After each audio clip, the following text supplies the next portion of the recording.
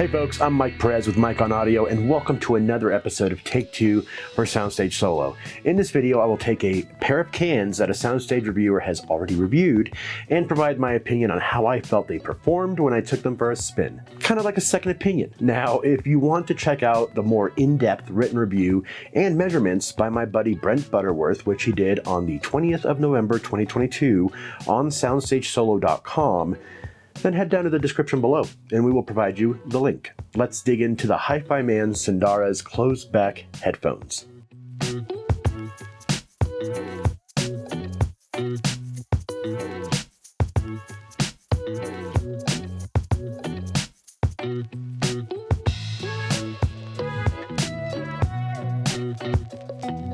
This isn't my first rodeo with HiFiMan, so I am familiar with the level of quality and detail from their offerings in general. The Sundara Closed-Back cans are different for me though, because it's the first closed-back pair of HiFiMan headphones I have had the pleasure of evaluating. Let's talk about how they look, and then we'll dip into the sound. The frame of the Sundaras is identical to the HE5SE model I use daily. Same with the comfy ear pads inside. The only real difference is the wood finish on the back of the headphones. The Sundaras are competitively priced at $399, a reasonable entry point for someone looking to graduate from, say, a pair of Bluetooth headphones or earbuds. It's not an aggressive asking price for a company that uses fascinating technology in their diaphragm and overall build quality. I'm not the biggest fan of the light-colored beechwood on the ear cups. I usually prefer a darker stain, but that is entirely biased and subjective. It comes with a detachable dual-sided 3.5mm cable and a 1/4-inch adapter for compatibility with your favorite headphone amplifier, which is really cool because you can always upgrade the cables to match your decor. But how did they sound? My first impressions when I listened to them using my Cambridge Audio DEC Magic 200M headphone amp connected to my PC and then listening through Qobuz was that these sound a lot like the HE5SEs, which is an excellent thing because the HE5SEs are a bit more expensive. Actually, a lot more expensive. Right off the bat, I wanted to test the available frequency range, so I needed a track that could provide me with everything, from deep bass to vibrant vocals and an array of instruments. So I went with something a little bit different. Welcome to My World by Depeche Mode.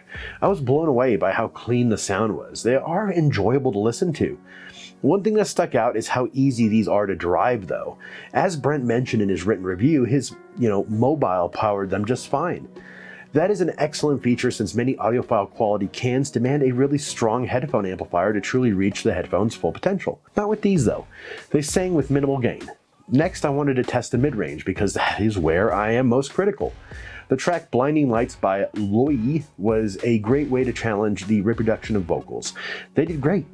I enjoyed how you can hear details and small characteristics that you usually can only hear with, higher end offerings.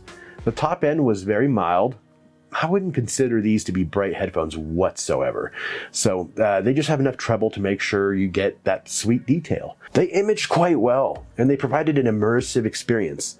I tried them with a few video games and a few scenes from some of my favorite movies, and they just excelled. I found myself lost for a bit with Spider-Man No Way Home. The sound blended so well and had really nice detail in for the vocal tracks in the movie, as well as just enough punch to enjoy the action scenes. For gaming, they're precise, so I can hear someone sneaking up behind me without a hitch. With the movies, the sound was dynamic and powerful. Just a satisfying experience all around indeed. I enjoyed my time with the Sundara Closed-Back headphones. HiFiMan is a safe space in the world of headphones because you will get quality both sonically and aesthetically. Even though I'm not a fan of beechwood, but a few things that stood out is how these cans could isolate themselves from outside noise without being traditionally meant for noise cancellation.